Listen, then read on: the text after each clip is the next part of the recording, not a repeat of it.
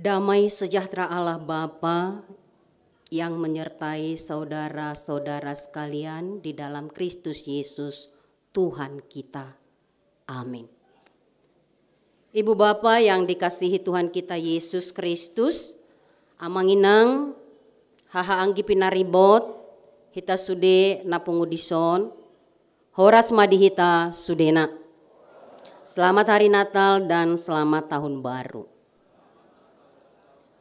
Firman Tuhan sebagai renungan bagi kita pada acara tahun baru ini sebagaimana tertulis di dalam Matius pasal 5 ayat yang ke-45. Demikianlah isinya. Karena dengan demikianlah kamu menjadi anak-anak Bapamu yang di sorga, yang menerbitkan matahari bagi orang yang jahat dan bagi orang yang baik, dan menurunkan hujan bagi orang yang benar dan orang yang tidak benar. Demikianlah firman Tuhan. Ibu Bapa yang dikasihi Tuhan kita Yesus Kristus, faktanya telah menjadi tradisi dalam gereja kita, bahwa setiap tahun ada acara Martahun Baru seperti ini, acara silaturahmi. Ada rasa persaudaraan yang kuat, ada satu persekutuan komunal yang sangat dekat, ada keramahan yang alami, dan ada rasa wajib untuk saling bermaaf-maafan, saling mendoakan dengan ucapan selamat. Dan ini dirangkai dalam ibadah seperti yang kita lakukan hari ini. Dan seperti sudah menjadi ritus tahunan juga bagi kita, mengumandangkan tema tahunan, orientasi pelayanan. Ini sesuatu yang baik. Mau lihat tema dituhani. Nama bain hita boy gabisongoni. Ibu Bapak yang dikasihi Tuhan kita Yesus Kristus, izinkan saya tidak mau hendak cepat-cepat, tidak mau hendak buru-buru, dan juga tadi sudah di dalam doa. Saya menduga di benak kita, ya mungkin sebagian terbersit fakta, dan seperti sudah didoakan tadi sekali lagi, ini adalah tahun akhir periode. Secara alami sudah mulai cari ancang-ancang, membuat rancangannya. Tidak salah, merancang itu tidak salah, tetapi perlu hikmat surgawi, bukan hikmat dunia. Sadar dan hati-hati, perlu hikmat surgawi, hati-hati dan hati-hati. Periode itu sangat terbatas, tetapi perjalanan iman dalam pelayanan itu sampai Maranatha. Lalu jejak macam apa yang akan membekas di dalam perjalanan pelayanan iman kita di tengah-tengah dunia yang tidak selalu baik-baik saja. Karena itu Ibu Bapa yang dikasihi Tuhan kita Yesus Kristus, semua kita yang ada di sini, sejenak saya mengajak kita semua, kiranya boleh berkenan di hati Ibu Bapa semua kita yang ada di sini. Orientasi 3 tahun orientasi pelayanan dalam periode ini. Tahun pemberdayaan berakar dalam firman Tuhan Yohanes 15 ayat 16. Aku telah memilih engkau dan menetapkan engkau supaya kamu pergi dan menghasilkan buah. Pemberdayaan yang berbuah. Dan itu terjadi pada saat pandemik. Pelayanan di tengah-tengah gereja tidak berhenti pada saat pandemik berjalan. Lalu tahun kedua periode ini 2022, tahun kesehatian. Hendaklah kamu sehati sepikir Satu kasih, satu jiwa, satu tujuan. Filipi 2 ayat 2. Walau banyak perbedaan, dan memang di tengah perbedaanlah diserukan kesehatian. Dan tetap satu tujuan, memuliakan Tuhan. Berdaya, bersehati, bahu-membahu, menyelesaikan. Dalam doa juga ternyata disebutkan tadi, disampaikan kepada Tuhan, syukur terima kasih, menyelesaikan hutang besar. Bukan hanya uang, tapi banyak bangunan harus diselesaikan dengan baik. Puji Tuhan, periode yang penuh kerja keras, kalau tidak mau disebut penuh berkat. Tapi orang yang bekerja keras adalah orang yang diberkati. Suka atau tidak suka dengan perjalanan pada saat periode ini. Suka atau tidak suka, keberdosaan, kodrat kita yang tidak sempurna. Saudara-saudara yang dikasihi Tuhan kita Yesus Kristus, sekali lagi saya sampaikan, kerja keras. Kalau dulu mungkin masih ada dalam ingatan kita, walaupun mungkin itu tidak selalu terdengar lagi. Kalau ada kopi sigara rutang, sekarang ini, periode ini boleh disebut periode sigara rutang. Suka atau tidak suka. Terakhir, sopo marpikir harus kita lunasi. Lalu Sinode Godang 2022 memutuskan, suka atau tidak suka, pelaksanaan sentralisasi keuangan. Dan itu dilakukan di tahun 2023 pelaksanaannya dengan tahun penata layanan, profesional dalam pelayanan. Sebagai tanda mengerjakan keselamatan yang telah kita terima dari Tuhan dengan takut dan gentar. Filipi 2 ayat 12. Mungkin kita merasa seperti tiba-tiba saja dijalani dengan cepat-cepat.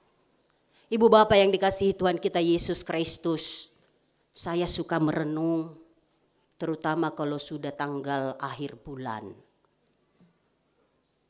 Bila tiba tanggal itu, saya membayangkan, kurasa begitu perasaan saya. Pimpinan kita berlima bersama dengan preses sepertinya tidak bisa tidur. Boado, melitingdo, begitu istilah yang suka saya baca di dalam grup. Lalu bila bisa terpenuhi, amanlah dia tidur.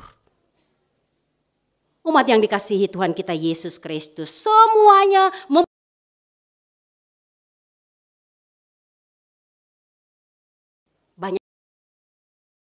banyak hal dalam sentralisasi keuangan kita harus dibenahi dan harus disempurnakan. 3 kata kunci dalam perjalanan orientasi pelayanan kita. Itu menjadi kekuatan. 3 kata kunci dalam perjalanan iman dalam pelayanan. Pemberdayaan yang tak pernah henti. Kesehatian yang tidak boleh pudar apalagi hilang. Dan profesional dalam penata layanan yang terus bertumbuh menghadapi perubahan-perubahan. Lalu sekarang tahun oikumenis inklusif, proaktif, HKBP kita proaktif menghadirkan kebaikan Tuhan bagi semua. Di tengah kemajuan yang sangat luar biasa 4.0 yang kita jalani. Ibu bapak yang dikasihi Tuhan, jemaat yang dikasihi Tuhan, itu tidak mudah. Bahkan sangat berat, sangat sulit, tetapi bukan tidak bisa. Firman Tuhan, itulah amunisi kita, itulah daya kekuatan kita di semua keadaan dan waktu. HKBP untuk dunia. HKBP untuk Indonesia. Visi menjadi berkat. Dream yang berwujud dalam panggilan pelayanan. Sehingga HKBP sungguh-sungguh mengindonesia. sungguh-sungguh mendunia. Tahun 2024 Juni ditetapkan juga menjadi tahun 125 tahun sending. Kita menjadi surat Kristus yang boleh dibaca oleh semua orang dan diharapkan menjadi berkat bagi dunia. Misi kita 12 misionaris akan dipersiapkan untuk diberangkatkan sebagai respon atas kebaikan Tuhan bagi HKBP. Bersama Tuhan tidak ada yang tidak bisa dilakukan oleh gerejanya. Bersama Tuhan tidak ada yang tidak bisa dilakukan oleh orang yang percaya. Dan Tuhan katakan, aku menyertaimu sampai akhir zaman. Umat yang dikasihi Tuhan kita Yesus Kristus, di awal tahun, di akhir periodisasi. Sekali lagi, bukan hendak mau cepat-cepat, bukan mau hendak buru-buru. Tapi faktanya begitu. Tahun akhir periode ini untuk memasuki periodisasi yang berikut. Kita dihantar oleh firman Tuhan dengan tahun orientasi pelayanan oikomenis inklusif. Dengan latar firman Tuhan yang telah saya baca tadi. Karena dengan demikianlah kamu menjadi anak-anak Bapamu yang di sorga. Yang menerbitkan matahari bagi orang jahat dan bagi orang yang baik. Menurunkan hujan bagi orang yang benar dan yang tidak benar. Tema besarnya HKBP proaktif menghadirkan kebaikan Allah bagi semua. Lalu bagaimana kita menerjemahkan ini dalam realitas hidup sehari-hari? Kita semua bertanggung jawab untuk keadilan, perdamaian, keutuhan ciptaan. Panggilan yang harus kita usahakan, tanggung jawab iman yang harus kita jalani tahun ini dan bukan hanya tahun ini, tapi seterusnya. Umat yang dikasihi Tuhan kita Yesus Kristus, tahun oikumenis inklusif. Kita diingatkan, kita disadarkan bahwa dunia oikos dan nomos, oikumenis, dunia rumah Tuhan, tempat kita tinggal bersama yang harus dirawat dengan hukum Tuhan. Kasihi Tuhan Allahmu dengan segenap hati, dengan segenap jiwa, dengan segenap kekuatanmu. Kasihi sesamamu seperti dirimu sendiri. Oikumenis inklusif, terbuka mengasihi semua. HKBP proaktif merawat rumah Tuhan, merawat dunia, menghadirkan kebaikan. Tugas kita Manginang, kita semua di sini, Naposo Bulung, remaja, sekolah minggu. Tugas kita bersama merawat rumah Tuhan. Proaktif, karena tanggung jawab. Itu artinya masing-masing kita aktif dan memiliki inisiatif untuk memakai setiap kesempatan yang ada, mengambil tindakan tegas untuk menghadirkan kebaikan Allah bagi semua dengan adaptasi yang baik, berani dan tekun. Sekalipun mungkin ada orang yang membenci, bahkan mungkin mempersekusi, bahkan mungkin menganiaya, karena kamu adalah anak-anak Bapa. Seperti Bapa yang menghadirkan, yang menerbitkan matahari dan hujan bagi orang baik, bagi orang jahat, bagi orang benar, bagi orang yang tidak setia. Menghadirkan kebaikan Allah. Tidak memandang muka, tidak diskriminatif, tidak membeda-bedakan. Seruan tahun ekumenis tahun ini menghadirkan kebaikan Allah bagi semua. Menghadirkan kebaikan Allah, kiranya itu sesuatu yang terpatri dalam di hati kita. Itu menjadi panggilan, itu menjadi penanda, bahkan itu menjadi naluri kita sebagai anak-anak Bapa di surga. Segala sesuatu yang kamu lakukan lakukanlah seperti untuk Tuhan. Tuhan sudah memberikan kita amunisinya. Kebaikan-kebaikan sorgawi, segala yang ada di sorga kebaikannya sudah diberikan kepada kita di dalam Kristus Yesus yang lahir dan mati untuk kita. Allah mengasihi kita tanpa batas. Hukum dunia dilampauinya. Kalau kita membaca teks ini, sebelumnya Yesus berbicara tentang hukum pembalasan. Mata ganti mata, gigi ganti gigi. Bagi kita yang mendengar itu keras memang.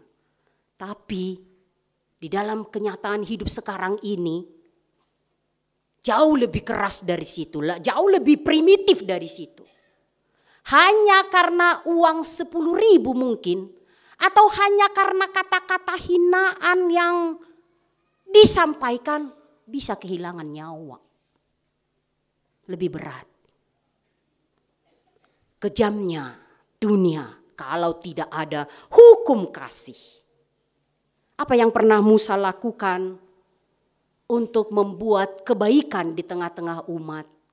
Memang sesuatu yang lebih normal itu. Ada ganjaran untuk setiap hal jahat yang dilakukan. Walaupun tidak harafiah, mata ganti mata. Pasti banyak orang yang berbuat salah saat itu. Tapi bisa kita bayangkan kalau ada yang jahat, lalu matanya dicongkel. Tidak mungkin seperti itu. Tapi ada silihnya, ada gantinya untuk membayar kesalahan itu. Saudara-saudara yang dikasihi Tuhan kita Yesus Kristus. Tuhan katakan kepada kita hari ini, menghadapi dunia yang tidak baik-baik saja ini, bagaimana kita terus menerjemahkan, melakukan seperti yang dilakukan oleh Bapa, menghadirkan kebaikannya, kasihnya yang tidak terbatas, menghadirkan kebaikan Allah bagi semua, bukan kebaikan kita, tapi kebaikan Allah. Kebaikan kita, ibu bapak yang dikasihi Tuhan kita Yesus Kristus, kebaikan kita sering tidak adil, pilih-pilih. Kebaikan kita sering musiman, tidak mencintai kesetiaan. Musiman terutama ketika ada kepentingan. Kebaikan kita sering tidak disertai kerendahan hati. Sering merasa seperti Tuhan terhadap sesama. Mika katakan apa yang baik. Hai anak manusia, telah diberitahukan kepadamu apa yang baik, apa yang dituntut Allah kepadamu selain berlaku adil, mencintai kesetiaan dan hidup di dalam kerendahan hati di hadapan Allah. Tahun oikumenis inklusif menghadirkan kebaikan Allah bagi semua. Laki-laki dan perempuan, tua muda, miskin kaya, semua yang ada di seluruh aspek kehidupan kita di dunia ini. Menghadirkan kebaikan Allah dalam dua konteks seperti juga tadi sudah didoakan. 14 Februari nanti kita akan mengadakan pemilu besar, pesta demokrasi, memilih yang memimpin bangsa kita. Dan di bulan Oktober, periodisasi juga di dalam gereja kita. Hampir pasti sebagai orang atau sebagian orang bahkan mungkin dirinya ingin dijagokan. Pasti itu ada. Dan kita sudah pahami bersama, lihat bersama semua masing-masing ada benderanya. Ada kompetisi tingkat tinggi. Dan juga macam kebaikan dalam tanda kutip. Macam pendekatan yang akan dilakukan. Mulai dari janji di masa depan dan juga janji awal. Karena itu, ibu bapak yang dikasihi Tuhan kita Yesus Kristus, semua kita yang hadir di sini, jemaat yang dikasihi Tuhan, miliki ingatan yang baik. Jangan amnesia. Terutama saat kebaikan-kebaikan disuguhkan. Enak, kata nenek moyang kita, tabo unang itor dal tupon, pait unang itor di bursikon. Hati-hati. Tugas kita menghadirkan kebaikan Allah untuk semua. Doakan.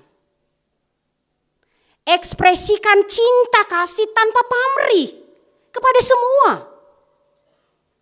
Kita doakan bersama-sama. Dan mari kita doakan Indonesia sejahtera. Indonesia damai, adil makmur. Indonesia tetap mengindonesia, merawat keberagaman. Itu yang harus kita doakan. NKRI harga tanpa tawar, itu yang harus melekat di hati kita. Dan mari kita pahami bersama, mereka yang akan memimpin kita, bahkan yang menjadi wakil kita nanti, teman kita bersama-sama menghadirkan kebaikan untuk memperhatikan orang-orang miskin, orang termarginal, orang yang tertinggal. Memperhatikan juga kebaikan alam, ekologi, mereka teman kita. Demikian juga untuk menciptakan damai sejahtera di bumi Indonesia. Menghadirkan kebaikan. Merawat kebaikan. Umat yang dikasihi Tuhan kita Yesus Kristus. Yang kedua, yang harus kita hadapi dengan tema tahun Oikumenes Inklusif ini. Di tengah-tengah gereja kita. Doa saya sejujurnya, setulusnya kepada Tuhan. Jauhlah dari kami, dari kita. Bendera-bendera. Atau kompetisi senyap maupun terang-terangan. Jauhkan kata kita itu, bukan kita itu. Jauhkan jargon rohani yang bisa membuat celah pada akhirnya. Jauhlah dari model-model yang seperti kita lihat di republik kita ini. Tobatlah kita. Panggilan kita menghadirkan kebaikan Allah untuk semua. Bukan kebaikan kita sekali lagi. Mengapa? Sehebat apapun kita, sebaik apapun kita, kita tetap tidak sempurna. Akhir-akhirnya bisa ada penyesalan. Tetapi kala menghadirkan kebaikan Allah, maka kerja keras, pengorbanan, bahkan mungkin air mata,